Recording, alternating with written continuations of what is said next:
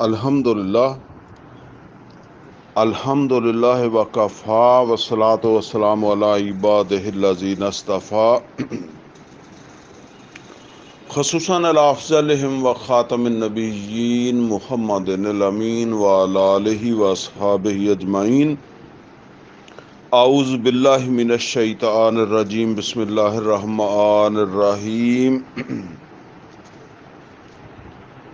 قال اللہ عز وجل فی کتابہ الکریم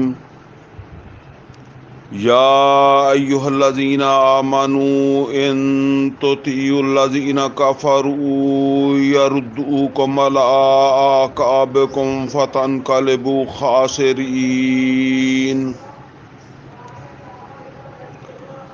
بل اللہ مولاکم وہو خیر الناصرین.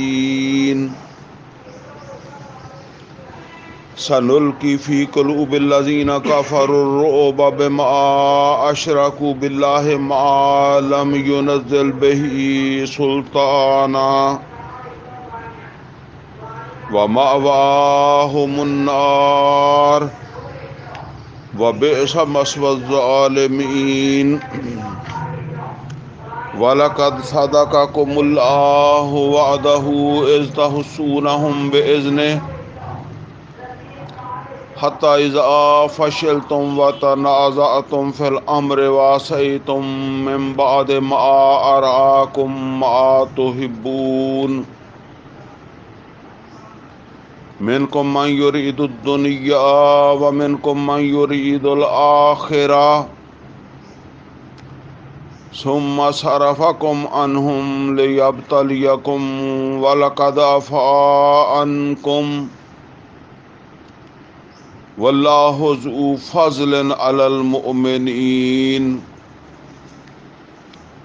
اذ تسعدون ولا تلوون علی احد والرسول یدعوکم فی اخراکم فاصابکم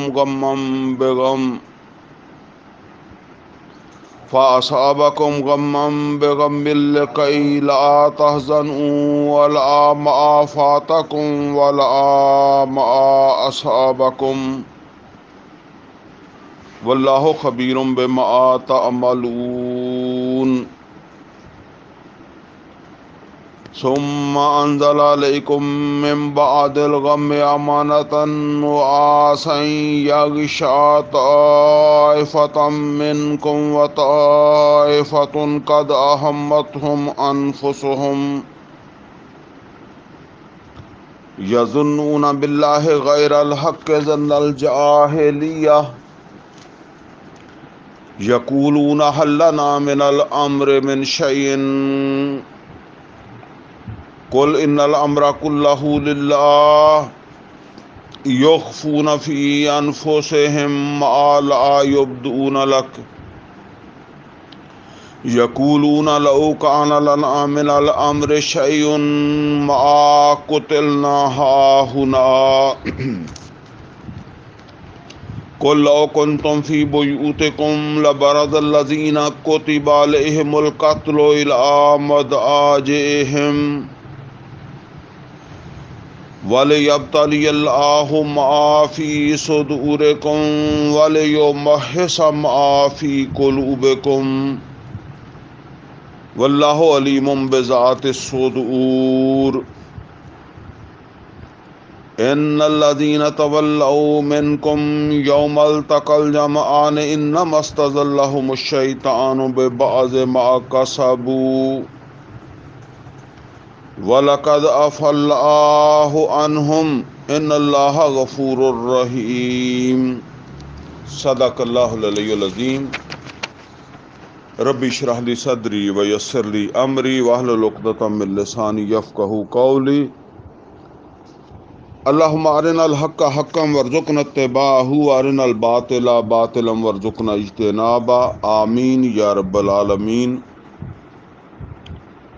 عزیز دوستو، اس وقت میں نے سورہ آل عمران کی آیت نمبر 149 سے لے کر جو ہے وہ 153 55 نمبر آیت تک جو آیات ہیں ان کی تلاوت کی ہے۔ یہ جو آیات ہم پڑھ رہے ہیں اس کے پس منظر کے اندر جو ہے وہ غزوہ احد ہے۔ آپ حضرات کے علم میں ہے کہ جب ہم آیت نمبر 121 سورہ آل عمران کی آیت نمبر 121 پر پہنچے تھے تو میں نے عرض کیا تھا کہ یہاں سے اب غزوہ احد کے اوپر تبصرہ جو ہے وہ اللہ تعالیٰ کی طرف سے فرمایا جا رہا ہے، اور یہ تبصرہ پوری 60 آیتوں کے اوپر مشتمل ہے، یعنی 180 نمبر آیت تک یہ تبصرہ چلتا ہے۔ کافی ساری چیزیں ہم پڑھ چکے ہیں۔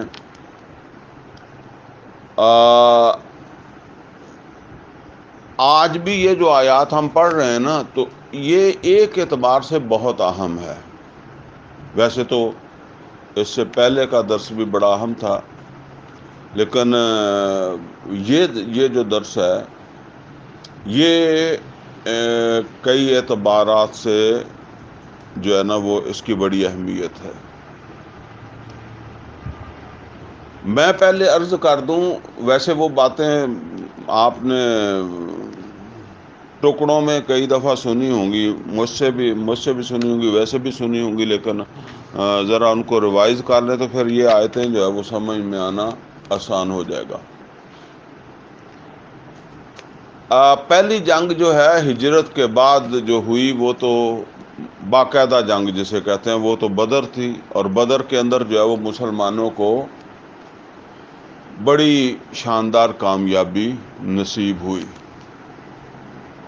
اور بدر کا ایک واقعہ جو ہے نا وہ میں آپ حضرات کے سامنے جو ہے وہ دہرانا چاہتا ہوں۔ میرے خیال میں یہ پہلے بھی درسوں کے اندر اس کا تذکرہ میں نے کیا ہے، لیکن ابھی پھر دوبارہ میں کر دوں کہ یہ بدر پہلی جنگ تھی، اور اس جنگ کے نتیجے میں 70 آدمی قتل ہو گئے تھے، 70 آدمی گرفتار ہوئے تھے۔ تو کم از کم جو مال غنیمت تھا وہ 140 آدمیوں کا تو تھا نا، یعنی کوئی گھوڑے والا ہے، کوئی اونٹ والا ہے، کوئی تلوار ہے، نیزہ ہے، کچھ بھی ہے۔ اور ویسے باقی لوگ بھی بھاگے تھے، اور بھاگنے والے جو ہے وہ بعض اوقات ان کا مال جو ہے وہ رہ جاتا ہے۔ تو جنگ کے بعد بہت بڑی تعداد میں مال غنیمت مسلمانوں کو حاصل ہوا تھا۔ اچھا، یہ چونکہ پہلی جنگ تھی تو ظاہر بات ہے کہ کسی آدمی کے ذہن میں یہ نہیں تھا کہ یہ مال غنیمت جو ہے وہ اس کے علاوہ کچھ اور ہو سکتا ہے کہ جو میں نے اکٹھا کر لیا وہ میرا ہے، ٹھیک ہے نا۔ وہ ایسے ہی سمجھتے تھے لوگ کہ جو میں نے اکٹھا کر لیا وہ میرا ہے۔ لیکن ہوا یہ کہ جنگ کے بعد اب ظاہر بات ہے آپ بھی اس بات کو سمجھتے ہیں کہ اگر سارے مال ہی اکٹھا کرنے لگ جاتے 313 جو تھے تو پھر تو جنگ نہیں جیتتے تھے۔ تو کوئی لوگ ہوں گے جو اینڈ تک لڑے ہیں، ان کو پورا انہوں نے پسپا کیا ہے، اور ظاہر بات ہے کہ جو اینڈ تک لڑا ہے اس نے تو مال جمع نہیں کیا، وہ کر ہی نہیں سکتا تھا، کیونکہ اگر مال کو سنبھالتا تو پھر وہاں لڑائی کس نے کرنی تھی۔ تو صورتحال اینڈ پہ اس طرح ہو گئی کہ کسی کے پاس مال زیادہ ہے تو کسی کے پاس بالکل ہی نہیں ہے، اور اس کے نتیجے میں پھر جو ہے نا وہ نبی صلی اللہ علیہ وسلم سے کوئی درخواست بھی کسی نے کر دی ہوگی، ٹھیک ہے نا، کہ فلاں میرا بھائی جو ہے اس کے پاس زیادہ ہے، مجھے بھی کچھ دلا دیں اس سے، میرے پاس نہیں ہے، میں ضرورت مند بھی ہوں۔ بہرحال اس وجہ سے پھر کچھ رنجشیں بھی پیدا ہو گئی باہمی، جیسے میں سوچوں کہ بھئی میرا کیوں نام لیا ہے، مجھ سے کیوں مطالبہ کروایا جا رہا ہے نبی صلی اللہ علیہ وسلم سے، تو وہ نبی صلی اللہ علیہ وسلم پر تو غصہ نہیں آئے گا، تو اس پر تو غصہ آئے گا نا جس نے جا کے کہا ہے۔ تو یہ سورہ انفال جو نازل ہوئی ہے نا، یہ بدر پر تبصرہ ہے، جس طرح یہ آل عمران کا یہ مقام جو ہے وہ غزوہ احد پر تبصرہ ہے، تو سورہ آل عمران جو ہے وہ بدر پر تبصرہ ہے۔ اور میں پہلے بھی عرض کر چکا ہوں کہ جس طرح آج ہم دیکھتے ہیں کہ حکومتیں جو ہے وہ تھنک ٹینک بناتی ہیں، کوئی بڑے واقعات ہو جاتے ہیں تو اس کے اوپر جو ہے وہ رپورٹیں تیار ہوتی ہیں، انکوائریاں ہوتی ہیں، کمیشن بیٹھ جاتے ہیں، یہ اس زمانے میں اللہ تعالیٰ کی طرف سے اس کا جو ہے وہ اس کے اوپر تبصرے ہوئے۔ فتح مکہ ہے، تبوک ہے، اور اس کے اندر پھر ان چیزوں کو ویسے تو جو اچھے پہلو ہوتے ہیں ان کا بھی ذکر ہوتا ہے، اپریشیٹ کیا جاتا ہے، البتہ جو کمیاں ہوتی ہیں ان کو بھی سامنے لایا جاتا ہے۔ تو یہ تقریباً آپ سمجھ لیں قرآن کریم کے اندر ہر کوئی ایسا موقع ہوا ہے تو اللہ تعالیٰ کی طرف سے اس کے اوپر جو ہے وہ تبصرہ آیا ہے۔ تو یہ ایک بات اور سمجھ لیں، یہ صرف ہارنے کی صورت میں نہیں ہوتا، ہار ہو یا جیت ہو۔ بعض اوقات آپ جیتے ہوتے ہیں لیکن جیت میں بھی کچھ پہلوؤں سے آپ کی کارکردگی خراب ہوتی ہے، تو ظاہر ہے اس کو بھی ہائی لائٹ ہونا چاہیے کہ ٹھیک ہے جیت گئے ہو لیکن یہاں خرابی ہے۔ اور بعض اوقات آپ ہارے ہوتے ہیں لیکن آپ ہی کے اندر کچھ لوگ جو ہوتے ہیں وہ ہارنے کے باوجود ان کی کارکردگی بہت اچھی ہوتی ہے، تو ظاہر ہے ان کو ہارنے کے باوجود اپریشیٹ کرنا بنتا ہے۔ تو بہرحال اس طریقے سے سورہ انفال جو ہے وہ اگرچہ ایک جیتی ہوئی جنگ تھی لیکن اس کے اوپر اللہ تعالیٰ نے تبصرہ فرمایا۔ اور جو بات میں بتا رہا تھا مال غنیمت کے حوالے سے، وہ چونکہ اس کو میں چاہتا ہوں کہ وہ ذرا کلیئر ہو جائے، اللہ تعالیٰ کی طرف سے حکم آ گیا کہ یہ سارا مال جو ہے نا یہ ایک جگہ جمع کر دو، بلکہ یہ تمہارا ہے ہی نہیں، تم اسے واپس کرو۔ اور نبی صلی اللہ علیہ وسلم نے حکم لگا دیا کہ اس جگہ سارا مال جو ہے وہ رکھ دیا جائے، کوئی اپنے پاس کچھ نہ رکھے، یہ تمہارا نہیں ہے۔ اگر کوئی رکھے گا تو وہ کیا ہوگی؟ خیانت ہوگی۔ آپ نے واقعات ایسے سنے ہوں گے، ایک آدمی جو ہے وہ زخمی ہو گیا تھا غالباً جنگ میں، یا جو ہے وہ جنگ میں ہی مارا گیا، جیسے بھی ہو گیا نا، جس وقت وہ مرا ہے تو کسی دوسرے صحابی نے نبی صلی اللہ علیہ وسلم سے کہا کہ یہ تو جنت میں پہنچ گیا۔ نبی صلی اللہ علیہ وسلم نے فرمایا نہیں، اور اس کا جو قصور بتایا وہ کیا بتایا کہ اس نے مال غنیمت سے کوئی چیز جو ہے وہ چھپائی تھی، اور وہ کتنی بڑی ہوگی چیز جو چھپا لی، مطلب اٹھتا نہیں چھپ سکتا سی نا، مطلب جو چیز چھپ سکتی تھی، چلیں چادر ہے یا رومال ہے، آپ سمجھ لیں جو چھپ سکتی تھی وہی چھپائی نا، کوئی اونٹ گھوڑا تو وہ نہیں چھپا سکتا تھا۔ تو یہ اصل کے اندر اتنی بندہ بعض اوقات سوچتا ہے کہ بھئی یہ بھی اتنا زیادہ کون سی بات ہے، یہ اس وجہ سے کہ یہ اللہ تعالیٰ نے جو ہے نا وہ یہ اجتماعی مال ہے، تو وہاں مال رکھوایا گیا۔ پھر اللہ تعالیٰ کی طرف سے حکم آیا کہ آپس میں جو رنجشیں پیدا ہوئی ہیں ان کو ختم کرو اس مال غنیمت کی وجہ سے۔ اچھا، اب پھر اللہ تعالیٰ کی طرف سے حکم آیا کہ اس میں سے 5واں حصہ بیت المال کا ہے، جو نبی صلی اللہ علیہ وسلم اپنی ضرورتیں، اپنے گھر والوں کی ضرورتیں، یا جو یتیم ہو جائیں یا اور بیوائیں ہیں۔ اب ظاہر ہے جنگیں شروع ہو رہی ہیں، اس جنگ میں بھی جو ہے وہ کوئی شہید ہوئے تھے، بدر میں بھی شہید ہوئے تھے، نہیں تو آگے ہوں گے، اس وہ ضابطہ بنا دیا، ان کو سپورٹ کیا جائے گا اس مال میں سے۔ تو گویا ایک قانون اور ضابطہ جو ہے وہ بنا دیا گیا۔ اور پھر اسی ضابطے کے مطابق مال تقسیم ہوا، اور اس میں اصول یہ رکھا گیا کہ جو آدمی پیدل ہے اس کو ایک حصہ ملے گا، اور جو سوار ہے اس کو 2 حصے ملیں گے، اس لیے کہ گھوڑا بھی اس کا اپنا ہے۔ اور جیسے ہم کہتے ہیں کہ ایک کا ایک پیٹ ہے اور اس کے ساتھ 2 پیٹ ہے، دوسرا پیٹ بھی ہے، گھوڑا بھی ہے اس کا، تو اس کو دگنا دیا جائے گا۔ اچھا، اب اس میں یہ بات سرے سے نہیں ہے کہ کسی نے مال اکٹھا کیا تھا اور کسی نے نہیں کیا، ٹھیک ہے،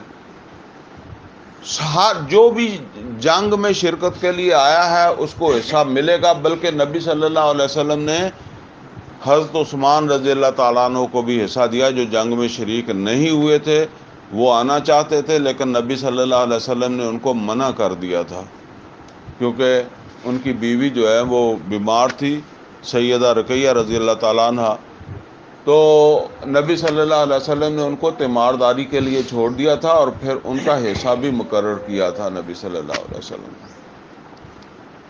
اچھا، اب اس کے بعد جنگ ہوئی ہے غزوہ احد، اور غزوہ احد کے اندر جو ہے نا وہ یہ ذرا واقعہ پیچھے سے کر لیں۔ نبی صلی اللہ علیہ وسلم نے مکہ میں مشاورت فرمائی۔ جب مشاورت فرمائی تو کچھ لوگوں کی رائے یہ تھی کہ ہمیں باہر جا کے جنگ نہیں لڑنی چاہیے، ہمیں مدینے کے اندر جنگ لڑنی چاہیے۔ نبی صلی اللہ علیہ وسلم کی اپنی رائے بھی یہی تھی کہ مدینے میں ہی جنگ جو ہے وہ لڑنی چاہیے۔ البتہ اسی میں سے لوگوں کی رائے تھی کہ ہمیں باہر نکل کر لڑنا چاہیے۔ ایک کوئی واقعہ ہو نا تو اس کا ایک جذبہ بھی ہوتا ہے۔ پیچھے بدر ہوئی تھی، اور بدر میں جس طرح مسلمانوں کو فتح ہوئی تھی اس کے جذبات بھی تھے، تو بہرحال نبی صلی اللہ علیہ وسلم نے فیصلہ فرما لیا۔ آپ اپنے گھر گئے، اور گھر سے جو ہے وہ جب آپ باہر آئے تو آپ نے زرہ وغیرہ پہنی ہوئی تھی، تلوار باندھی ہوئی تھی، تو پھر کچھ لوگوں کو احساس بھی ہوا کہ نبی صلی اللہ علیہ وسلم نے یعنی کو پسند نہیں کیا لیکن ایک فیصلہ کر لیا، جس طرح ہوتا ہے نا کہ بیٹھ کر ایک فیصلہ ہو گیا، اس طرح نہیں ہے، بلکہ جب زیادہ باتیں ہو رہی تھی تو نبی صلی اللہ علیہ وسلم اٹھ کے اندر گئے اور پھر واپس آ گئے۔ تو اب لوگوں میں سے کچھ نے کہا کہ اللہ کے رسول، ہم اپنا وہ جو مشورہ تھا وہ واپس لیتے ہیں، آپ جیسے پسند فرمائیں۔ تو نبی صلی اللہ علیہ وسلم نے فرمایا کہ نہیں، نبی جب ہتھیار باندھ لیتا ہے تو پھر جنگ کے بغیر نہیں رکتا۔ تو اب وہ اسی طریقے سے جو ہے وہ پھر احد کی طرف جو ہے وہ چل پڑے۔ تو 1000 کی تعداد تھی جب احد کی طرف جو ہے وہ چلے ہیں۔ اب چونکہ یہ ایک بحث چل رہی تھی نا کہ اندر لڑنا چاہیے باہر جا کے لڑنا چاہیے، تو یہ کچھ لوگوں کے اندر چلتے چلتے بھی چل رہی ہوگی۔ ظاہر ہے ہر بندے کے ساتھ تو ایک بندہ نہیں ہو سکتا نا، تو کم از کم جن کی رائے یہ تھی، وہ پھر کچھ فاصلہ ہوا طے، تو وہ 350 آدمی جو ہے نا وہ واپس آ گیا، وہ نہیں گیا۔ باقی 650 آدمی جو ہے وہ وہاں چلا گیا احد میں۔ جب وہاں گئے تو وہاں نبی صلی اللہ علیہ وسلم نے وہ ڈپلائمنٹ کی،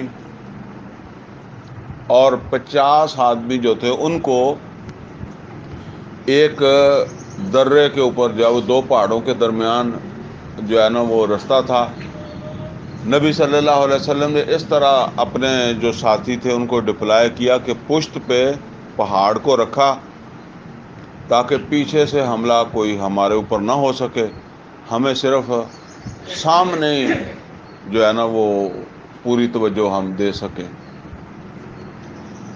اچھا، وہ ان کو جو درہ تھا وہاں سے خطرہ تھا کہ وہاں سے کوئی حملہ ہو سکتا ہے، تو وہاں وہ 50 آدمیوں کو جو ہے وہ نبی صلی اللہ علیہ وسلم نے یہ ڈیوٹی دی کہ بھئی کچھ ہو جائے، کوئی فتح ہو، کوئی شکست ہو، تم نے یہ جگہ نہیں چھوڑنی۔ اچھا، اب ہو گئی جنگ شروع۔ جب جنگ شروع ہو گئی تو مسلمانوں کو ابتدا ہی میں اللہ تعالیٰ کی طرف سے بڑی، یعنی جس کو کہتے ہیں نا کہ بڑی اچھی شروعات ہو گئی۔ یعنی تھوڑے سے ٹائم میں 9 آدمی مارے گئے مشرکین مکہ کے۔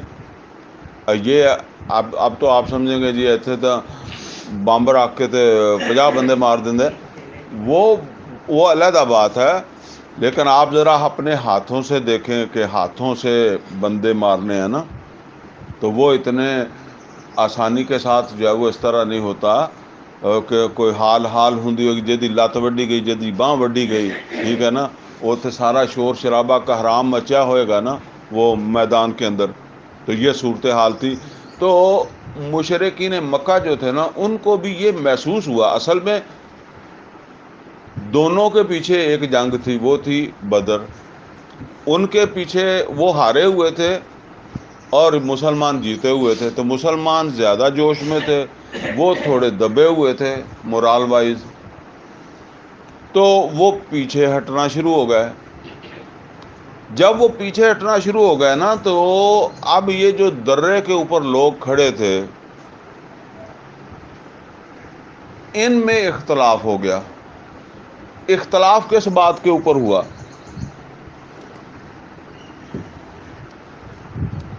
وہ اس بات کے اوپر ہوا کہ وہ جو لوگ وہاں کھڑے تھے انہوں نے کہا کہ ہمیں بھی یہاں کھڑے رہنا نہیں چاہیے، ہمیں جا کے جنگ میں حصہ لینا چاہیے۔ اور جو ہے نا وہ جیسے بعض اوقات آدمی کہتے ہیں کہ میں فارغ کھڑا ہوا ہوں، میرا کیا مقصد ہے۔ اور دیکھیں، میں اس کو ایک مثال کے ساتھ سمجھایا کرتا ہوں کہ ابھی اس چوک کے اندر کوئی شور مچ جائے کہ بھئی کوئی ڈاکو آیا تھا تو ڈاکو کو پکڑ لیا، تو لوگ اس کو مار رہے ہیں، تو یہاں سے لوگ اٹھ کے جو ہے نا وہ جو بڑا ہی مجبور ہوگا وہ بیٹھا رہے گا، تو جو نہیں تو کیا خواہش ہوگی؟ میں بھی وہاں جاؤں اور ہو سکے تو میں بھی 2 تھپ لواں، ٹھیک ہے۔ اچھا، اگر یہ بات ہو جائے کہ پتہ لگے کہ وہ تے کلاشن کوف لئی کھڑے آ اتنے ڈاکو تے ٹھا کر دیا، تو پھر کوئی بھی بلکہ ادھر نو کوئی راہ لبن گے، ٹھیک ہے نا، کہ بھئی گولی ایتھے تک مار کر سکتی ہے، لہذا ادھر نو جانا چاہیے۔ تو یہ ایک فطری جی گل ہے، آنکھوں کے سامنے ہو رہا ہے کہ وہ ہار رہے ہیں، وہ پیچھے ہٹ رہے ہیں۔ تو یہ اصل کے اندر وہ سبب بنا کہ جس وجہ سے انہوں نے جو ہے وہ درہ چھوڑنا چاہا۔ اچھا، اب جو امیر تھے عبداللہ ابن جبیر رضی اللہ تعالیٰ عنہ، وہ ان کو روک رہے تھے کہ نہیں، نبی صلی اللہ علیہ وسلم نے منع کیا ہے۔ نبی صلی اللہ علیہ وسلم نے اس طرح فرمایا تھا کہ خواہ ہم جیتیں یا ہم ہاریں، تم نے درہ نہیں چھوڑنا۔ اب انہوں نے کہا کہ یہ ٹھیک ہے، کہا ایسے ہی ہے، لیکن اصل اس میں جو بات ہے وہ ہے ہاریں۔ وہ میں ایک مثال دیا کرتا ہوں کہ بعض اوقات ہم گھر سے نکلتے ہیں تو ہماری بیوی پوچھتی ہے کہ کھانا کب کھاؤ گے؟ تو ہم کہتے ہیں کہ جی میں بھوکا رواں یا رجا رواں، تینوں کوئی سوچ فکر دی ضرورت نہیں۔ اچھا، اس میں اصل بات کیا ہوتی ہے؟ اصل بھوک کی صورت میں ہی ہوتی ہے، رجے دی انہوں کا دی فکر ہے، جو تو رجے ہیں تھا، ٹھیک ہے نا، تو لیکن لفظ دونوں ہی بول دیتے ہیں۔ تو انہوں نے یہ تعویل اس طرح کی کہ نبی صلی اللہ علیہ وسلم کا جو مقصد تھا نا وہ یہ تھا کہ شکست کی صورت میں یہ درہ ہمیں نہیں چھوڑنا، یعنی مطلب نبی صلی اللہ علیہ وسلم کا یہ تھا کہ وہاں ہم بھگتیں گے جیسے ہم بھگتے، تم اسی جگہ کی کو محفوظ رکھنا ہے۔ تو اب وہ بات ہی نہیں ہے۔ بہرحال 15 آدمی جو تھے نا، انہوں نے تو اپنے کمانڈر کے ساتھ 14 آدمی اور 15واں کمانڈر، انہوں نے تو کہا کہ ہم تو ڈیوٹی یہیں دیں گے۔ باقی 35 آدمی جو تھے نا، انہوں نے کہا کہ اچھا تسی کھڑے رہو، پھر ایسی چلے جانے، جا کے شریک ہوئے۔ اچھا، یہاں میں ایک بات آپ کو سمجھانا چاہتا ہوں۔ وہ بات جو ہے وہ یہ ہے کہ بالعموم یہ بات ہر آدمی اسی طرح سمجھتا ہے، اور تفسیروں کے اندر بھی یہ موجود ہے کہ وہ جو لوگ جنہوں نے درہ چھوڑا تھا، انہوں نے مال غنیمت کے لالچ میں چھوڑا تھا، یا مال غنیمت اکٹھا کرنے کے لیے چھوڑا تھا۔ میں نے یہ اتنی تفصیل اسی لیے بتائی ہے کہ ایک تو یہ بات میں آپ پر واضح کر دوں کہ یہ بات بالکل غلط ہے، اور اس کے غلط ہونے کی دلیل کیا ہے؟ اس کی دلیل یہ ہے کہ 1 سال پہلے جنگ ہوئی ہے بدر، اور جس میں بہت زیادہ مال غنیمت مسلمانوں کو ملا ہے۔ اگر تو اس جنگ میں کوئی اس طرح کی بات ہوتی تو وہ ماننے والی تھی، کیونکہ اس سے پہلے تو کوئی اس طرح کی ضابطہ نہیں تھا۔ وہاں لوگوں نے سوچا ہوگا کہ بھئی جو مال ہم اکٹھا کر لیں گے ہمارا ہے، لیکن اب ضابطہ بن گیا ہے، لوگوں سے تو مال واپس لے لیا گیا ہے، واپس رکھوا کے ضابطے کے مطابق، قانون کے مطابق جو ہے وہ تقسیم ہوا ہے۔ تو کیا وہ 50 کے 50 آدمی جو تھے، ان میں سے کسی کو بھی یہ یاد نہیں تھا؟ یعنی مطلب یہ ہے کہ ہم زیادہ قرآن پڑھنے والے ہیں یا وہ صبح شام پڑھنے والے ہیں؟ پھر پریکٹیکل بھی ہو گیا۔ ایک تو صرف یہ بات ہے کہ صرف ایک جو ہے نا وہ آیت نازل ہوئی ہے، آیت کے ساتھ تو پریکٹیکل موجود ہے، بلکہ پہلے ان کے اندر اختلافات پیدا ہوئے ہیں مال غنیمت کی وجہ سے بدر میں، بعد میں اللہ تعالیٰ نے جمع کروایا مال۔ چلے یہ بھی مان لیتے ہیں کہ کوئی 2-4 آدمیوں کو نہیں پتا ہوگا، کوئی بندہ تو کم از کم ان کو یہ بتا سکتا تھا بھئی مال غنیمت تمہیں یہاں کھڑے ہوتے ہوئے بھی اتنا ہی ملنا ہے جتنا تمہارا حصہ بنے گا، اور وہاں جا کر بھی تمہیں اتنا ہی ملنا ہے جتنا تمہارا جو ہے وہ حصہ بننا ہے۔ تو کوئی کیوں بیوقوفی کرے گا ایسی؟ قرآن حکیم میں ایک دوسرے مقام کے اوپر اللہ تعالیٰ نے یہ بات فرمائی ہے، اور وہ یہ فرمائی ہے کہ تمہیں ایک چیز بہت محبوب ہے، اور وہ کیا ہے؟ فرمایا وَأُخْرَىٰ تُحِبُّونَهَا نَصْرٌ مِّنَ اللَّهِ وَفَتْحٌ قَرِیب۔ وَأُخْرَىٰ تُحِبُّونَهَا، ایک دوسری چیز جو تم کو بڑی پسند ہے، تحبونها، تم اس سے محبت کرتے ہو، وہ کیا ہے؟ نصر من اللہ وفتح قریب، اللہ کی مدد آئے تو فتح جلدی، فتح جو ہے وہ مل جائے۔ یہ اصل میں وہ محبوب کا لفظ آیا ہے کہ تم نے درہ چھوڑ دیا جب تم نے اپنی محبوب چیز دیکھی۔ اچھا، وہ محبوب سے ایک بات یہ سمجھ لی گئی کہ وہ محبوب تھا مال غنیمت۔ دوسرا محبوب میں نے اب آپ کو یہاں بتایا کہ اللہ کہتا ہے کہ تمہارا محبوب ہے نصر من اللہ وفتح قریب۔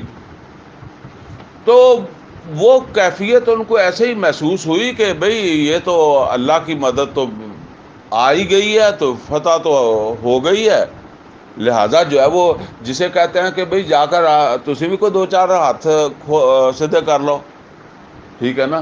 اگر خدا نخواستہ دوسری صورت ہوتی تو ویسے بھی وہ اس بات کو سمجھتے تھے کہ شکست کی صورت میں درہ ہم نے نہیں چھوڑنا، تو ویسے اونج بھی اوکھا ہو جاتا پھر چھڈنا، جب اگو ورن نہیں ہون تو پھر چھڈ کے ادھر نو جان نو دل بھی نہیں کرتا۔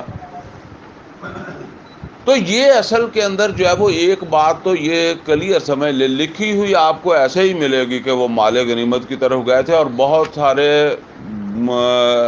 جو خاص طور پر صحابہ کرام رضوان اللہ تعالیٰ علیہم اجمعین کے حوالے سے ان کے دلوں کے اندر، بعض تو چلو ناسمجھی ہے، بعض جان بوجھ کر ان چیزوں کو اس طرح بیان کرتے ہیں تاکہ وہ صحابہ کرام رضوان اللہ تعالیٰ علیہم اجمعین جو ہے نا ان کے اوپر جو ہے وہ کوئی ملامت کا جو ہے وہ کرستہ نکالیں. دسو جی وہ پھر کہڑے صحابی سکے بھائی جڑے مال پیچھے بھج پے, ٹھیک ہے نا.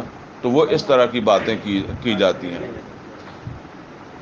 اچھا جی یہ واقعہ ہو گیا. تو جب انہوں نے درہ چھوڑا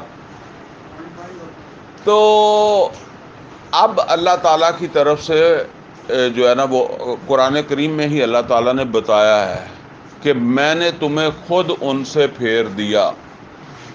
یعنی پہلے تو تم دشمن کے اوپر چڑھ رہے تھے, پھر میں نے تمہیں دشمن کی طرف سے جو ہے وہ پھیر دیا. اور اللہ کہتا ہے کہ میں نے پھیرا اس لیے ہے کہ تم نے نافرمانی کی. اچھا یہ نافرمانی بھی جو ہے وہ کون سی ہے؟ ایک نافرمانی ہے اللہ کے رسول صلی اللہ علیہ وسلم کی, اور دوسری نافرمانی ہے موقع کے کمانڈر کی, عبداللہ ابن جبیر رضی اللہ تعالیٰ عنہ جو ہیں. اور اصلاً انہوں نے نبی صلی اللہ علیہ وسلم کے حکم کی نافرمانی نہیں کی. اس کی وجہ یہ ہے کہ اس کی تو انہوں نے تعویل کی نا, جیسے کہتے ہیں بات ان کو ایسے ہی سمجھ آئی کہ بھئی وہ تو ہے ہارنے کی صورت میں. اب دوسرا مسئلہ یہ ہے کہ ٹھیک ہے عبداللہ ابن جبیر رضی اللہ تعالیٰ عنہ کے ہوتے ہوئے وہ تعویل کا حق نہیں رکھتے تھے, ٹھیک ہے نا. مقامی کمانڈر جو ہے نا اگر تعویل کرتے تو عبداللہ ابن جبیر کرتے کہ بھئی وہ تو ہار کی شکل میں تھی, اب جاؤ جس نے جانا, یا میں بھی چلتا ہوں, ٹھیک ہے نا. وہ تعویل کرتے, لیکن وہ کمانڈر تو وہاں ڈیوٹی کر رہا ہے. تو وہ جو نافرمانی ہوئی ہے نا وہ کمانڈر کی نافرمانی ہوئی ہے, جس کی وجہ سے اللہ تعالیٰ نے یہ سزا دی ہے. یعنی وہ دشمن جو ہے اس کو جو ہے وہ اس کو موقع ملا, اور وہ موقع کا ایک اللہ تعالیٰ نے رستہ اس طرح بنا دیا کہ وہ پیچھے 200 سوار کے ساتھ خالد بن ولید جو اس وقت ایمان نہیں لائے تھے, تو وہ ویسے ہی کھڑے تھے, ابھی تک وہ ان کی پارٹیسپیشن ہوئی نہیں تھی جنگ میں. تو وہ اپنے کسی موقع کے حساب سے پھر انہوں نے شرکت کرنی تھی اس میں. وہ جب انہوں نے یہ دیکھا کہ وہ درہ خالی ہو گیا ہے تو وہ پیچھے ہٹے, اور ان کے پیچھے ہٹنے سے مسلمانوں کو کوئی شبہ نہیں ہوا. اس کی وجہ یہ ہے کہ وہ تو ویسے ہی پیچھے ہٹ رہے تھے نا, دشمن تو پیچھے ہی ہٹ رہا تھا, لہٰذا انہوں نے تو روٹین میں ان کا ہٹنا جو ہے وہ سمجھا. لیکن وہ پیچھے ہٹ کر پورے پہاڑ کا انہوں نے گھوڑوں کے اوپر سوار تھے چکر کاٹا, اور درے سے جو ہے وہ آ گئے. اور درے میں 15 آدمی تھے, وہ 15 آدمی شہید ہو گئے. اور اس کے بعد پھر انہوں نے حملہ کیا. جب حملہ کیا تو ظاہر ہے 200 گھوڑ سوار پیچھے ہیں اور باقی جو ہے نا وہ سامنے ہیں. وہ سامنے والوں نے جب دیکھا کہ پیچھے سے ہمارے بندے آ گئے تو وہ پیچھے ہٹنے کی بجائے رک گئے, درمیان میں آ گئے مسلمان. تو بڑا زوردار حملہ ہوا اور 70 مسلمان جو ہے وہ شہید ہو گئے. یہاں تک کہ نبی صلی اللہ علیہ وسلم کے اوپر بھی حملہ ہوا اور نبی صلی اللہ علیہ وسلم زخمی ہوئے. آپ زخمی ہو کر جو ہے وہ گرے, اور کچھ صحابہ آگے بڑھے اس خیال سے کہ اب جو وار ہو وہ ہمارے اوپر لگ جائے, نبی صلی اللہ علیہ وسلم بچ جائیں. تو وہ شہید ہو گئے. جب وہ ظاہر ہے جو شہید ہوگا آپ کو بچاتے ہوئے تو وہ گرے گا کہاں, گرے گا آپ کے اوپر ہی. تو اس طرح نبی صلی اللہ علیہ وسلم جو ہے وہ کچھ صحابہ کی لاشوں کے نیچے آ گئے, اور بظاہر جو ہے وہ میدان میں محمد رسول اللہ صلی اللہ علیہ وسلم نظر نہیں آ رہے تھے. اور اس زمانے کے اعتبار سے کمانڈر اگر گیا ہے تو سمجھو پھر فوج بھی گئی. یعنی وہ آپ دیکھیں طالوت اور جالوت کی لڑائی میں جالوت مارا گیا تو فوج بھی گئی, ٹھیک ہے نا. تو اس زمانے کا کوئی اسی طرح کا ہی جو ہے وہ ہوتا تھا. آج کل تو وہ کمانڈر ساتھ ہوتا ہی نہیں ہے, وہ تو کہیں بڑی محفوظ جگہ کے اوپر جو ہے وہ ہوتا ہے, باقی جو ہے وہ عام لڑنے والے ہوتے ہیں. لیکن اس وقت اسی طرح تھا. تو جب اچھا دشمن جو تھا اس کو بھی محمد صلی اللہ علیہ وسلم نظر نہیں آ رہے تھے, تو انہوں نے بھی کہنا شروع کر دیا. اچھا 70 آدمی شہدا پڑے ہوئے ہیں تو اتنا پھر گمسان میں تو پوری گہری شناخت کا موقع بھی نہیں ہوتا. اور ویسے ایک صحابی مصعب بن عمیر رضی اللہ تعالیٰ عنہ جو ہے ان کی مشابہت بھی تھی نبی صلی اللہ علیہ وسلم سے. ان کی لاش کو پہچان کر جو ہے وہ یہ سمجھ لیا گیا کہ یہ محمد صلی اللہ علیہ وسلم کی جو ہے وہ میت ہے.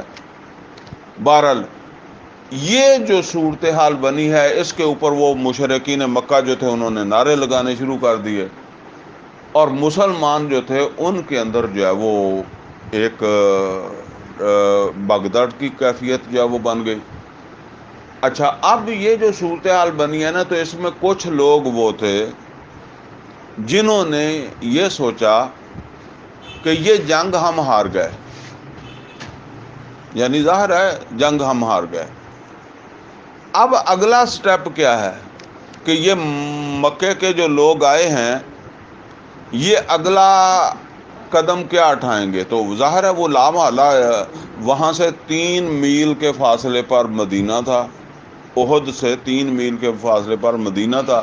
تو یہی بات سمجھ آئی کہ اب یہ یہاں سے کریں گے رخ مدینے کا، اور جب مدینے کریں گے تو ظاہر ہے وہاں کیا ہے، ہمارے بیویاں ہیں، بچے ہیں یا گھر بار ہیں، تو وہ پھر مالک نعمت انہوں نے بھی لے کر جانا ہے نا.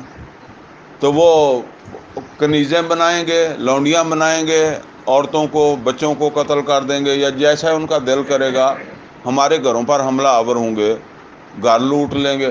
لہٰذا پھر یہ بات آ جاتی ہے کہ چلو بھئی یہاں تو اب ہم ہار گئے ہیں، گھر تو بچانے کی کوشش کرو نا، گھر تو پہنچو، جیسے کہتے ہیں کہ گھر پہنچو چھیتی چھیتی. تو وہ کچھ جو تھے وہ گھر پہنچ گئے. اچھا، کچھ جو تھے انہوں نے جب یہ دیکھا صورتحال تو وہ پہاڑ پہ چڑھ گئے. اچھا، یہ اس طرح کی جو صورتحال جو ہے وہ ہوئی ہے. البتہ کچھ لوگ، سارے نہیں تھے، کچھ لوگ جو تھے وہ اینڈ تک لڑتے بھی رہے ہیں، پر لیکن جتنی ان کی تعداد تھی اسی اعتبار سے انہوں نے لڑنا بھی تھا، تو وہ لڑتے بھی رہے ہیں. کچھ جنگ سے علیحدہ ہو گئے. یہ صورتحال جو ہے وہ بنی. بہرحال اس کے بعد پھر ایسا ہوا کہ وہ جب صحابہ کی لاشوں کو ہٹایا گیا، کسی کو معلوم ہوگا کہ نبی صلی اللہ علیہ وسلم یہاں ہیں، کوئی دیکھ بھی رہا ہوگا، تو بہرحال وہ جب ہٹایا تو نبی صلی اللہ علیہ وسلم کو نیچے سے نکالا، اور نبی صلی اللہ علیہ وسلم کو وہ جو بھی اس وقت کے حساب سے فرسٹ ایڈ وغیرہ دے کے، تو نبی صلی اللہ علیہ وسلم کو بھی پہاڑ پر چڑھایا. آپ پہاڑ کے اوپر جو وہ پھر وہ اونچائی کے اوپر جو وہ آپ بھی چلے گئے، اور وہاں پھر نبی صلی اللہ علیہ وسلم نے ایک صحابی کو بلایا اور ان سے کہا کہ آواز نکالو، آواز لگاؤ سب کو.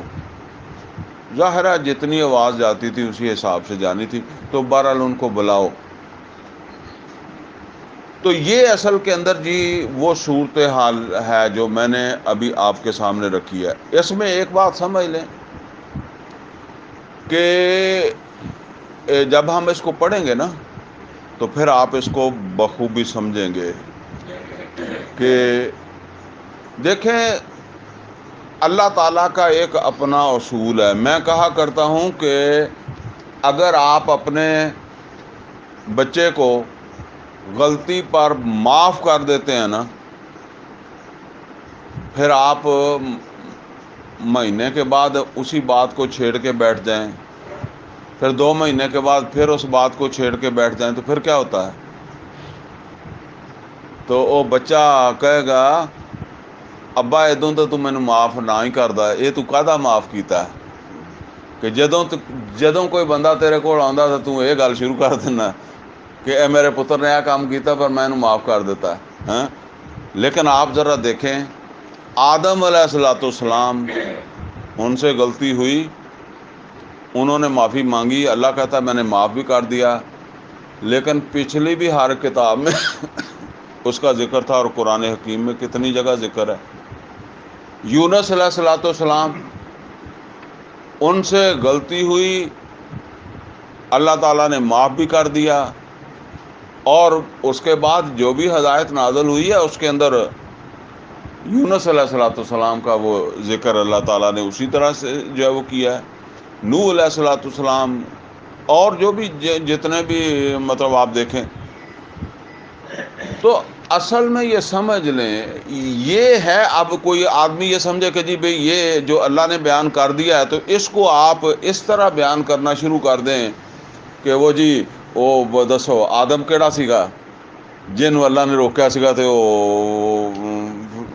انہیں وہی کام کیتا جد تو روکیا سیگا، ٹھیک ہے نا. یا اور اسی طریقے سے جو ہے وہ کوئی ذکر کریں، بلکہ خود نبی صلی اللہ علیہ وسلم کے حوالے سے آپ دیکھیں نا، معافی بھی ہے اور قرآن میں اس کا ذکر بھی ہے، عبس و تولی، اور بھی اسی طرح سے مقامات ہیں. تو اصل میں قرآن حکیم میں ان چیزوں کا ذکر جو ہے خواہ وہ صحابہ کرام رضوان اللہ تعالیٰ علیہم اجمعین سے متعلق ہیں یا وہ پچھلے پیغمبروں سے متعلق ہے یا کسی بھی نیک انسان کے حوالے سے ہے جس کو اللہ کہتا ہے کہ میں نے معاف کر دیا ہے، وہ اس لیے نہیں ہے کہ ہم اپنا بغض نکالیں یا کوئی اپنا بغض جو ہے وہ نکالنے لگ جائے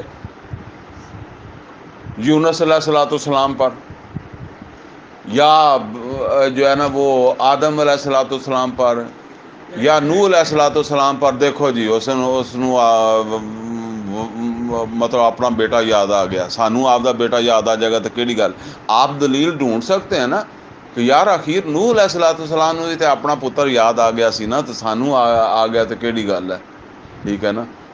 تو یہ سمجھ لیں یہ اس وجہ سے نہیں ہے، یہ ہے ہمیں اصلاح کرنے کے کا موقع دیا ہے اللہ تعالیٰ نے یہاں اس کو جو ہے وہ محفوظ کر کے. تو اب یہ اس کے اندر صحابہ کرام رضوان اللہ تعالیٰ علیہم اجمعین سے کمزوریاں ہوئی ہیں، غلطیاں ہوئی ہیں، ان کا اللہ تعالیٰ نے ذکر بھی کیا ہے، لیکن خاص اہتمام کے ساتھ اللہ تعالیٰ نے یہ فرمایا کہ میں نے ان کو جو ہے وہ معاف کر دیا. بس اب اس کو جو ہے وہ ہم پڑھتے ہیں، چونکہ کافی بات لمبی ہو گئی ہے تو میں صرف ترجمہ ہی کروں گا انشاءاللہ. اس میں بات جو ہے نا وہ جو سمجھنے والی ہے اس کو توجہ سے سمجھ لیں. یا ایھا الذین آمنوا ان تطیعوا الذین کفروا یردوکم علی اعقابکم فتنقلبوا خاسرین. اے ایمان والو، اگر تم نے اطاعت کی کافروں کی تو یہ کافر تمہیں جو ہے وہ تمہیں پیچھے کی طرف پھیر دیں گے، ایڑیوں کی طرف. یعنی ایڑیاں پیچھے ہوں ہیں نا، تو مطلب جس کو کہتا ہے باؤٹھار، پیچھے موڑ دیں گے. پیچھے پھر کیا بنتا ہے؟ مطلب یہ ہے کہ ایڑیوں کا ذکر کر کے اصل میں یہ ہے کہ تم چلے تھے اشہد اللہ الہ الا اللہ و اشہد ان محمد عبدہ و رسولہ کہہ کر، تو اس وقت تم کہاں تھے؟ اس سے پہلے. پھر تم ایک سفر پر ہو اور تم یہاں احد تک تمہیں پہنچایا محمد رسول اللہ صلی اللہ علیہ وسلم نے. یہ ایک سفر ہے نا، یعنی اشہد اللہ الہ الا اللہ و اشہد ان محمد عبدہ و رسولہ، یہ بیج ہے تو اس سے پودا نکل کر اس کی شاخیں وہ کتنا بڑھ گیا ہے. وہ مسجد کی نمازیں اور رمضان کے روزے اور اس سے آگے نکل کر جو ہے وہ احد کے میدان میں، اور احد کے میدان میں بھی خود محمد رسول اللہ صلی اللہ علیہ وسلم کی بظاہر شہادت تک بات پہنچ گئی ہے. یعنی تمہارے خیال میں تو جن کو نہیں، جب تک نہیں پتہ لگا تھا ان کے خیال میں تو ہو گئی تھی نا شہادت. تو یہاں تک یہ اتنا سفر کروایا محمد رسول اللہ صلی اللہ علیہ وسلم نے، تو تم واپس وہاں جانا چاہو گے؟ کافر تو چاہتے ہیں کہ تمہیں واپس وہاں ہی پھیر دیں، اسی جگہ لے چلیں جہاں سے تم اس سفر کا تم نے جو ہے وہ آغاز کیا تھا. یعنی مطلب ایسا نہیں ہے کہ تم ان کی اطاعت کرنے لگ جاؤ گے. مطلب تم یہاں اصل میں اطاعت کا مطلب کیا ہے؟ اطاعت کا مطلب سمجھے کہ جب تم نے جنگ سے منہ موڑ لیا تو پھر اس کا کیا مطلب ہے؟ محمد رسول اللہ صلی اللہ علیہ وسلم تمہیں سفر کرا کے کہاں تک انہوں نے اشہد لا الہ الا اللہ و اشہد ان محمد عبدہ و رسولہ سے جو سفر شروع کروایا تو وہ میدان احد میں آیا. تو احد میں وہ تمہیں کس لیے لائے تھے؟ لڑنے کے لیے. تو جب تم نے لڑنے سے رخ پھیر لیا، کوئی پہاڑ پر چڑھ گیا، کوئی بھاگ کر مدینے چلا گیا، تو پھر کیا ہوا؟ اس کا مطلب یہ ہے کہ تم تو وہ بھی یہی چاہتے ہیں کہ تم اس سفر کو ترک کر دو، اپنی منزل کو چھوڑ دو. یردوکم الی اعقابکم فتنقلبوا خاسرین. تو جو کوئی تم میں سے ایسا کرے گا تو وہ رہے گا خسارے میں، وہ خسارے میں لوٹ جائے گا. اگرچہ وہ چلا تھا لیکن انجام کار وہ گھاٹے میں رہے گا. بل اللہ مولاکم. بلکہ تمہیں ایسا نہیں کرنا چاہیے کیونکہ اللہ ہے تمہارا مولا. وہو خیر الناصرین. اور وہ بہترین مدد کرنے والا ہے، تمہیں اس پر بھروسہ کرنا چاہیے. سنلقی فی قلوب الذین کفروا الرعب بما اشرکوا باللہ ما لم ینزل بہ سلطانا. فرمایا کہ مطلب یہ ہے کہ اگر تم اللہ پر بھروسہ کرو گے تو اللہ تعالیٰ بہت جلد کافروں کے دلوں کے اندر تمہارا روب پیدا کر دے گا. ایک روب ان کے دلوں کے اندر جو ہے وہ پیدا کرے گا. وہ مشرک ہیں اور شرک کر رہے ہیں بغیر دلیل کے. اچھا، یہ بغیر دلیل کے بھی جو شرک ہے نا، اس کی بات ذرا سمجھ لیں. اصل میں نبی صلی اللہ علیہ وسلم کے جو یہ مخالف تھے نا، یہ اللہ کو مانتے تھے. بیت اللہ ظاہر ہے، بیت اللہ کو مانتے ہیں تو اللہ کو مانتے ہیں تو بیت کو بھی مانتے ہیں نا. بلکہ قرآن حکیم کے اندر آتا ہے وَلَئِن سَأَلْتَهُم مَّنْ خَلَقَ السَّمَاوَاتِ وَالْأَرْضَ وَسَخَّرَ الشَّمْسَ وَالْقَمَرَ لَيَقُولَنَّ اللَّهُ. اگر آپ ان سے پوچھیں کس نے بنایا آسمان و زمین کو، کس نے مسخر کیا چاند و سورج کو، یہ کہیں گے اللہ. تو مطلب اللہ کو یہ کائنات کے بنانے والے کے طور پر مانتے ہیں، تو پھر اس کی طرف سے کوئی دلیل لائیں نا جس کو مانتے ہیں. اگر وہ نہیں مانتے تو اور بات ہے نا. وہ تو مانتے ہیں کہ اصل مالک اللہ ہے، اسی لیے وہ جن کو بناتے ہیں وہ اس کو شریک بناتے ہیں. تو کوئی پہلے سے ہے جس کا کوئی شریک بن رہا ہے نا. اگر پہلے سے کوئی ہے ہی نہیں تو پھر شریک کیسے بن گیا؟ تو فرمایا کہ وَمَأْوَاهُمُ النَّارُ. ان کا ٹھکانہ آگ ہے. وَبِئْسَ مَثْوَى الظَّالِمِينَ. اور بہت برا ٹھکانہ ہے ان ظالموں کا. وَلَقَدْ صَدَقَكُمُ اللَّهُ وَعْدَهُ إِذْ تَحُسُّونَهُم بِإِذْنِهِ. اللہ تعالیٰ فرما رہا ہے کہ اللہ نے اپنا وعدہ سچا کر دیا تھا. اِذْ تَحُسُّونَهُم بِإِذْنِهِ. جس وقت تم ان کو جو ہے وہ کاٹ رہے تھے،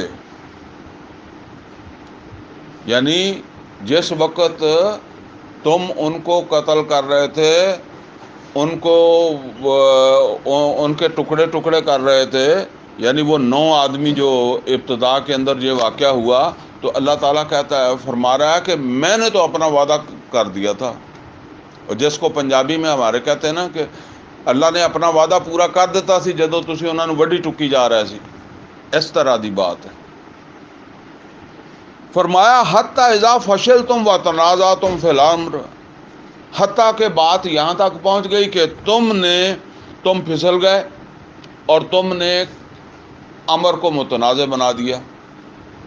اور یہ امر کس کا تھا؟ ویسے تو پورا عمل ہی امر ہے، لیکن وہ امر جو کمانڈر دے رہا تھا تو اس میں تنازع پیدا کر دیا. وَعَصَیْتُم. اور تم نے نافرمانی کر دی. اور میں نے پہلے بھی بتایا کہ یہ نافرمانی ہے وہ کمانڈر کی.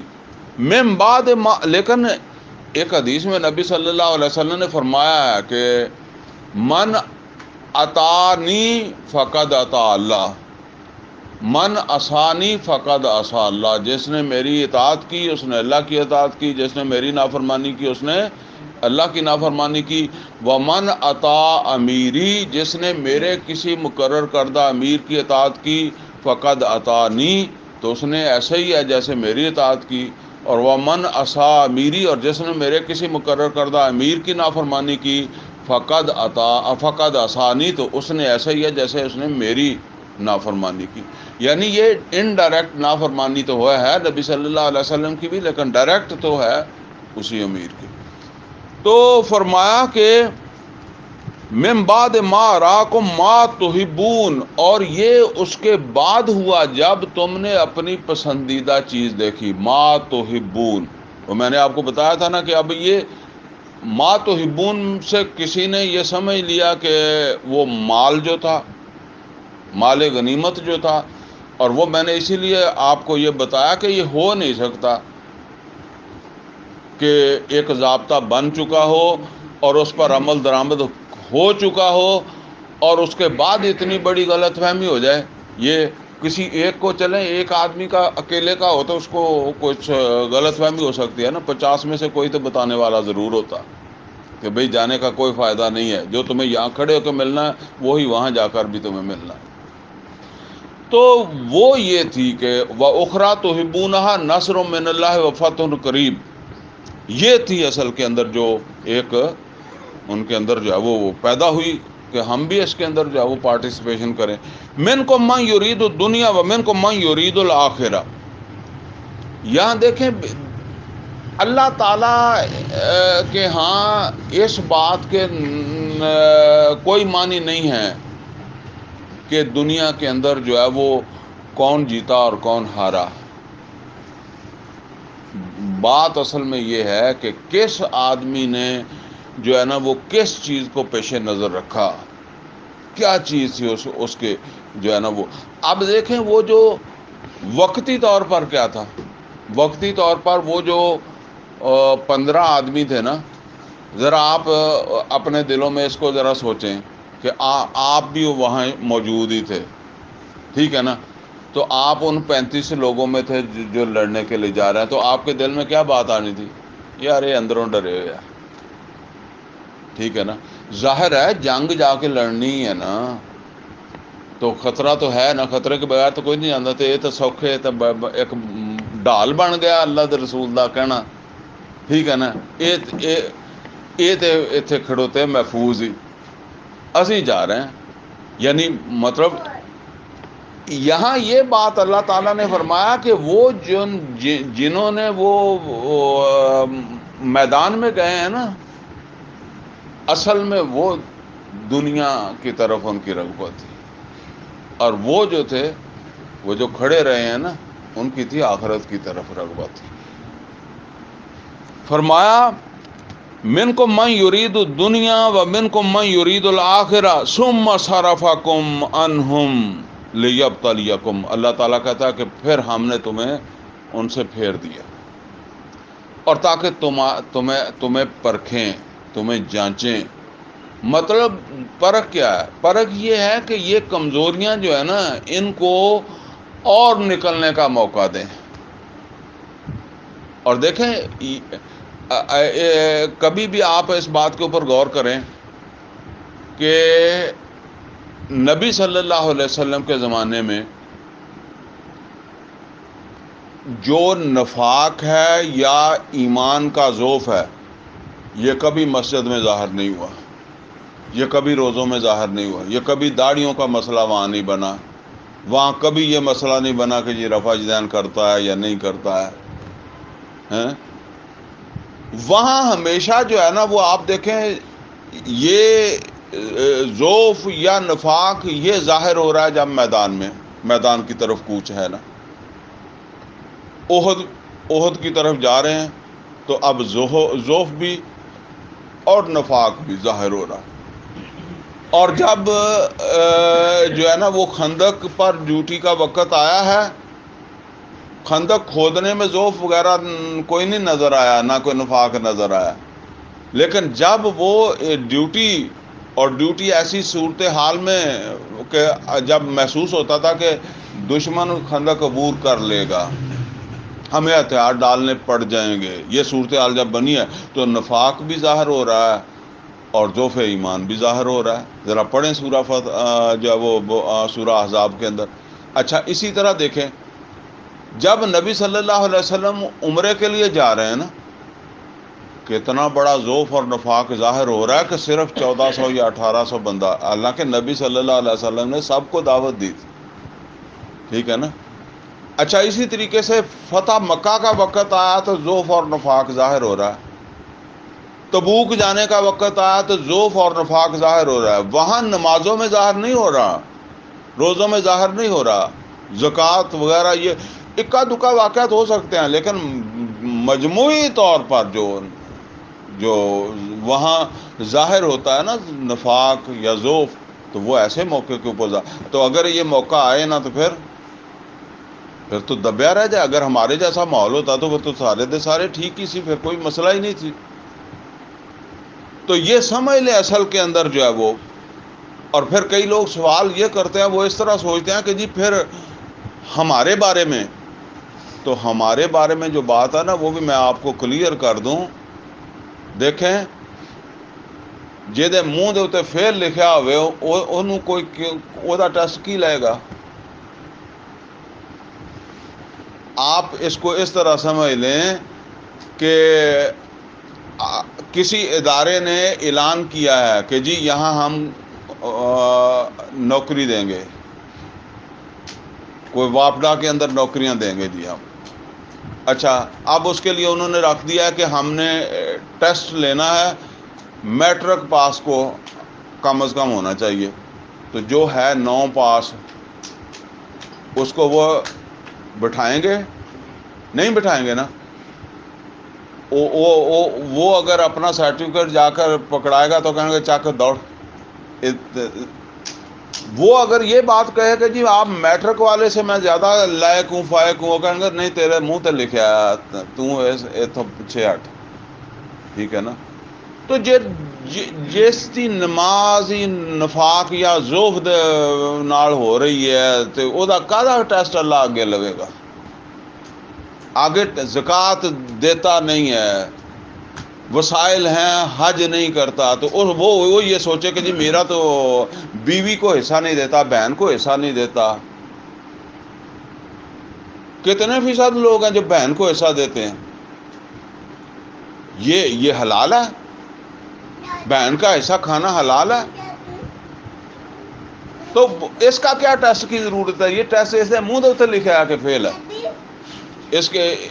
اچھا یہ بات سمجھ لیں، جو لوگ احد میں نہیں گئے تھے انہوں نے مسجد کا بائیکاٹ نہیں کیا تھا کہ جی اسی مسیطے بھی نہیں جانا یا اسی ہن داڑیاں بھی لوا دینیاں کیونکہ اسی جنگ سے نہیں گئے سکے. ٹھیک ہے. جو تبوک نہیں گئے انہوں نے یہ نہیں کہا کہ جی اب ہم داڑھی بھی اتروا دیں گے اور اب ہم جو ہے وہ مسجد نبوی بھی نہیں جایا کریں گے، نماز میں بھی لیٹ جایا کریں گے یا نہیں جایا کریں گے، گھر ہی پڑھ لیا کریں گے. نہیں، باقی کماں چ سارے چو پورے ہی سگے. تو یہ پھر درجہ بدرجہ اللہ تعالیٰ ٹیسٹ لیتا ہے. اور یہ ٹیسٹ جو ہے نا وہ جنتیوں کے بھی ہوتے ہیں، جہنمیوں کے بھی ہوتے ہیں. جنت کے اندر بھی درجے ہیں، جہنم کے اندر بھی جو ہے وہ درجے ہیں.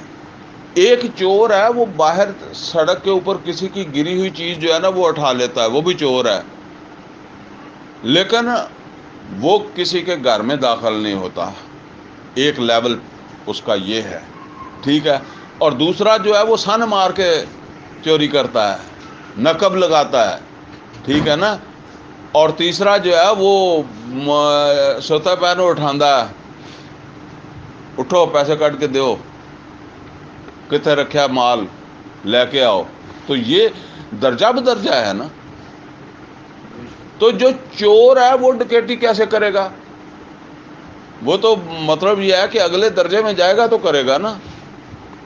تو یہ بات ہے اصل کے اندر آزمائش درجہ بدرجہ پھر جو ہے نا وہ. ورنہ قرآن حکیم میں اللہ تعالیٰ نے واضح فرمایا وَلَنَبْلُوَنَّكُمْ بِشَيْءٍ مِّنَ الْخَوْفِ وَالْجُوعِ وَنَقْصٍ مِّنَ الْأَمْوَالِ وَالْأَنفُسِ وَالثَّمَرَاتِ وَبَشِّرِ الصَّابِرِينَ.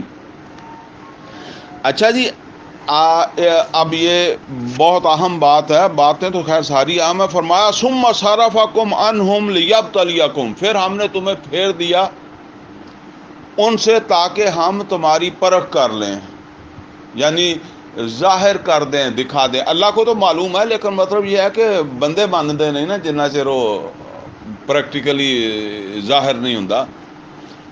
آگے جو بات فرمائی ہے اس کو توجہ سے سن لیں. فرمایا ابھی بات کرنے سے پہلے فرما دیا وَلَقَدْ عَفَا عَنْكُمْ، اور بے شک اللہ تعالیٰ نے تم کو معاف کر دیا. وَلَقَدْ عَفَا عَنْكُمْ، یعنی قرآن حکیم میں ہی اللہ تعالیٰ نے ان کو ان کے قصور معاف کر دیے ہیں. آپ اسے پڑھنے کے لیے یا آئندہ ہدایت کے لیے جو ہے وہ اس کو پڑھیں، لیکن اگر آپ کوئی بغض رکھتے ہیں تو وہ پھر آپ اپنے ہی خلاف جو ہے وہ کوئی اللہ تعالیٰ کو موقع دیں گے. ٹھیک ہے نا؟ یا جس طرح آپ یہ سمجھ لیں کہ آپ آدم علیہ السلام پر جو ہے نا وہ کوئی الزام جو ہے وہ لگانا شروع کر دیں. اللہ نے تو انہیں معاف کر دیا، اب آپ معاف نہیں کر سکتے. تو ان صحابہ کو اللہ تعالیٰ نے تو معاف کر دیا، اب آپ کا دل نہیں معاف کرنے کو کرتا تو وہ اور بات ہے. فرمایا وَلَقَدْ عَفَا عَنْكُمْ، بے شک اللہ تعالیٰ نے تم کو معاف کر دیا ہے. وَاللَّهُ ذُو فَضْلٍ عَلَى الْمُؤْمِنِينَ، اور اللہ تمام ایمان والوں کے اوپر جو ہے وہ فضل کرنے والا ہے. اب ذرا دیکھیں یہ کیوں اس سے پہلے یہ الفاظ آئے ہیں. فرمایا اِذْ تُسْعِدُونَ وَلَا تَلْوُونَ عَلَىٰ أَحَدٍ، جس وقت تم آگے سے آگے چڑھتے جا رہے تھے پہاڑ کے اوپر، ٹھیک ہے نا، وَلَا تَلْوُونَ عَلَىٰ أَحَدٍ، تم مڑ کر کسی کو دیکھ ہی نہیں رہے تھے. جدا کہندے کہ ایسے بھجے کہ پھر دوجے کسی دی پرواہ نہیں کیتی. وَالرَّسُولُ يَدْعُوكُمْ فِي أُخْرَاكُمْ، اور رسول تمہیں پیچھے سے آوازیں دے رہے تھے. وہ رسول اللہ صلی اللہ علیہ وسلم نے صحابی کو کہا نا کہ لگائیں آواز بلائیں، وہ پیچھے کھڑے تمہیں آوازیں دے رہے تھے، تم آگے جا رہے تھے. فَأَصَابَكُمْ غَمًّا بِغَمٍّ، اور تمہیں ایک غم کے اوپر دوسرا غم ملا. یعنی پہلے تو یہ غم ملا کہ محمد رسول اللہ صلی اللہ علیہ وسلم شہید ہو گئے، ٹھیک ہے، اور اس کا نتیجہ یہ نکلا.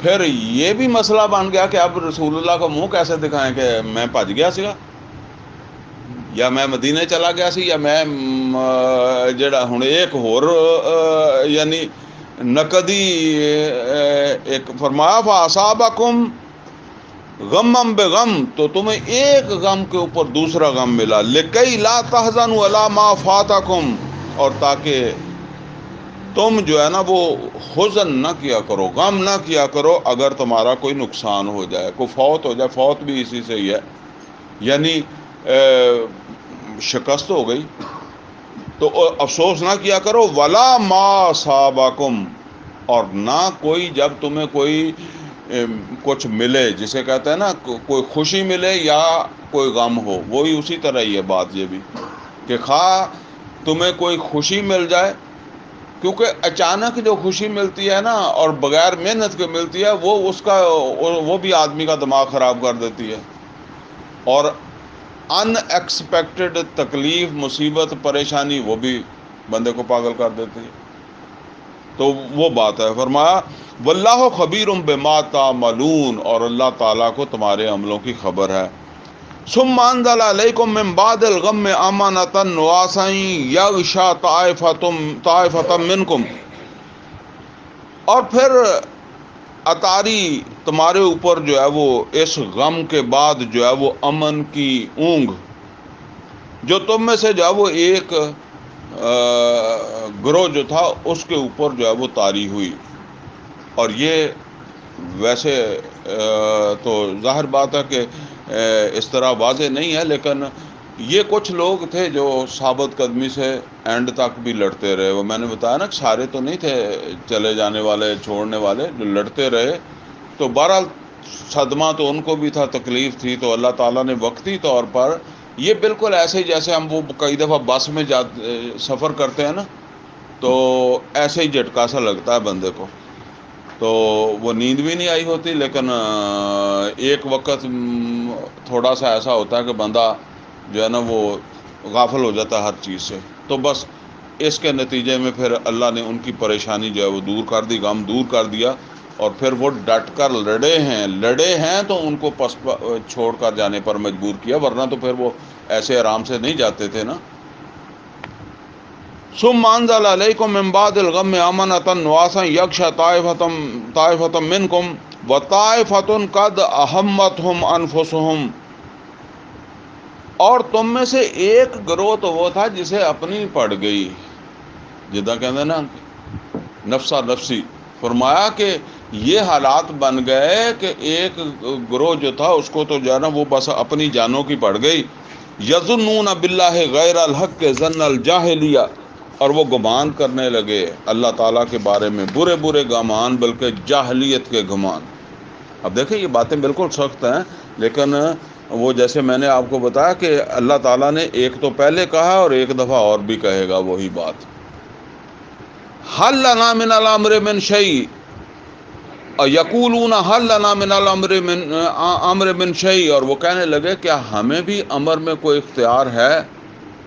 اصل میں کیا ہوتا ہے؟ اصل میں یہ ہوتا ہے کہ کسی آدمی نے بیٹی کا رشتہ کرنا ہے نا، تو وہ اپنے بیٹے سے مشورہ کرتا ہے کہ یہ تیری بہن کا جو ہے وہ رشتہ کر دوں فلاں جگہ، کرنے لگا ہوں. وہ کہتا نہیں وہاں نہیں کرنا، وہ بندے نہیں اچھے یا وہ لڑکا نہیں اچھا. لیکن وہ باپ کہتا ہے کہ نہیں ٹھیک ہے، میں وہ کر دیتا ہے، کیونکہ سربراہ وہ ہے تو وہ فیصلہ کر دیتا ہے. اچھا اب وہ کچھ وقت گزرنے کے بعد لڑکی آ جاتی ہے ناراض ہو کے، یا وہ نکال دیتا ہے، کوئی وجہ بن جاتی ہے، تو وہ جو لڑکا ہے وہ اس کو کیا چانس ملتا ہے؟ کہتا ہے میں پہلے نہیں دسیا سی. وہ اب باپ کی طرح منہ کر کے کہتا ہے کہ میں تے پہلے ہی دس دیتا سکا. اب یہ بات ہے کہ جب یہ صورتحال ہو گئی تو اس میں پھر یقیناً کسی کے منہ سے یہ بات بھی نکلی ہوگی. جب اللہ نے کہا تو ایسا تو ہو نہیں سکتا کہ کسی نے کہی نہ ہو کہ بھئی کوئی اختیار ہمیں بھی دیا کریں، ہماری بات بھی کبھی مان لیا کریں. ہم جو کہہ رہے تھے کہ وہاں مدینے میں ہی جنگ لڑ لیں، یہاں آنا ہمارے لیے جو ہے وہ ایسے تو نہیں جیسے میں اونچی اونچی بول رہا ہوں، ایسے تو نہیں بولے ہوں گے، بس دبے الفاظ میں مطلب یہی ہوگا کہ جی اگر ہماری بات مانتے تو پھر بچت ہو جاتی. قل، اے نبی صلی اللہ علیہ وسلم ان سے کہہ دیں ان الامر کلہ للہ، امر کل کا کل جو ہے وہ اللہ کا ہے، اسی کا اختیار ہے. یخفون فی انفسہم ما لا یبدون لک، اللہ تعالیٰ فرما رہے ہیں کہ اے نبی صلی اللہ علیہ وسلم وہ چھپا رہے تھے اپنے دلوں میں ایک بات جو ظاہر نہیں کر رہے تھے آپ کے اوپر، اور وہ کیا بات تھی اب اللہ نے کھول دی. فرمایا یقولون، وہ کہنا یہ چاہتے تھے لو کان لنا من الامر شیء، اگر ہمیں بھی کوئی اختیار ہوتا، ہماری بات بھی کوئی ماننے والا ہوتا، ما قتلنا ہاہنا، تو آج ہم یہاں قتل نہ ہوتے. یعنی وہ تو خیر قتل نہیں ہوئے تھے، قتل تو دوسرے ہوئے تھے، مطلب ہیں تو سب ایک ہی کچھ نا. آج ہمارے یہ بندے یہاں قتل نہ ہوتے اگر ہماری بات مانی جاتی یا ہمارا کوئی اختیار ہوتا. یا وہ جس طرح وہ بیٹا کہتا ہے نا، وہ کہتا جی ساڈی ایسے گھر چ گل کون ماندا وا، ساڈی کوئی مننے تو پھر ہی ہے نا.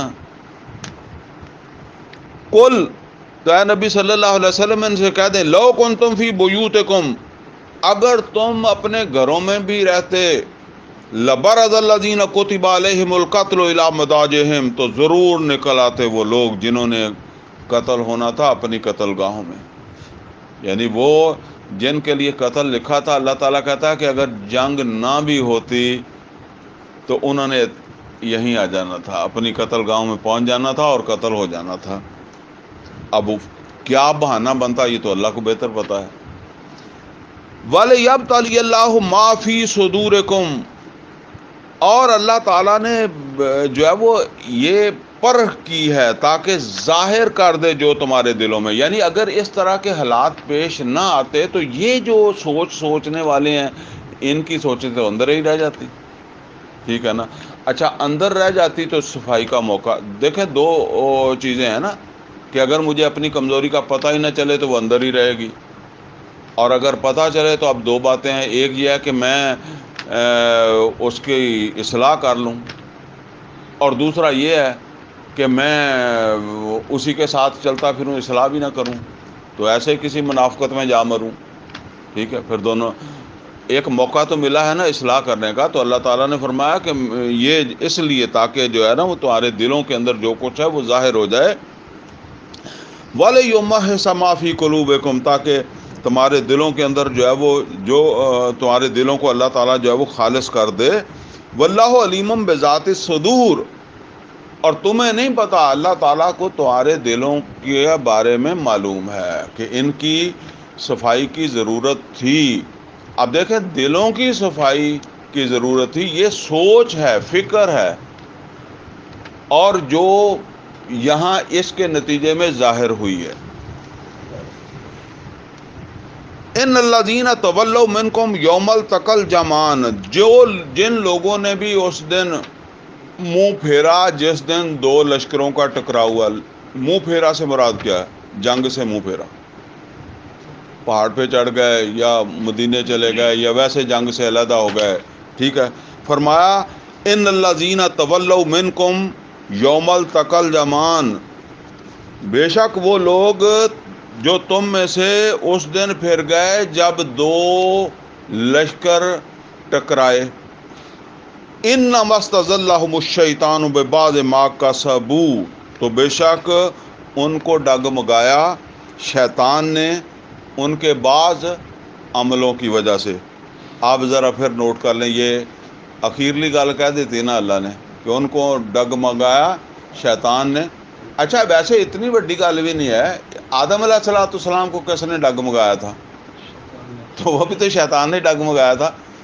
مطلب یہ ہے کہ اس وقت آپ میڈیا پہ جب دیکھیں گے نا تو پھر وہ جن لوگوں کے اندر بغض ہوتا ہے نا وہ ایسی بات کو پکڑیں گے، دیکھو جی اللہ کہہ رہا تھا تے شیطان مسلط سگا تے تسی کہتے مسلمان تے کہتے صحابہ تے کداں تسی مطلب ہے کہ کس کھاتے تے تسی بندے ہو، اور اللہ واقعہ کہہ رہا ہے یہ۔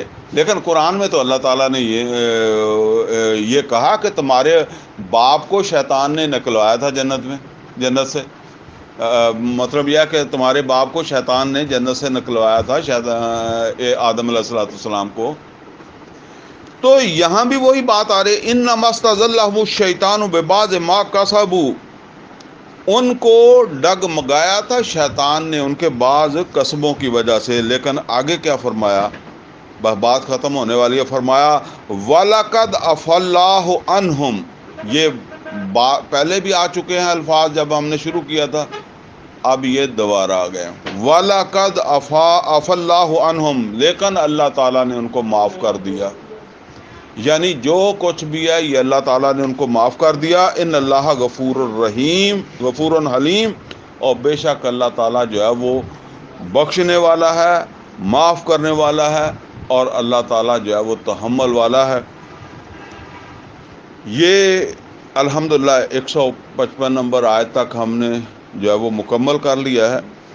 تو اللہ تعالیٰ سے دعا ہے کہ اللہ تعالیٰ ہمیں قرآن کا فہم عطا فرمائے، عمل کی توفیق عطا فرمائے۔ اقول قولی ھذا واستغفرہ لی ولکم ولسائر المسلمین والمسلمات۔